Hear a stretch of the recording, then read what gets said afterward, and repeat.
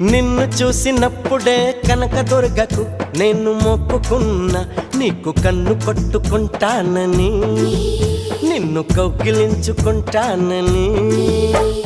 నిన్ను కొలిసినప్పుడే సాయిబాబాకు నేను మొక్కుకున్నా, నీతో సంధి చేసుకుంటానని, నీతో సందులోకి వస్తానని. రాఘవేంద్ర స్వామికి మొక్కుకున్నా, నీతో భాగస్వామి నవుతానని. మూడు కళ్ళ శివునికి మొక్కుకున్నా, నీతో 3 రాత్రులవ్వాలని.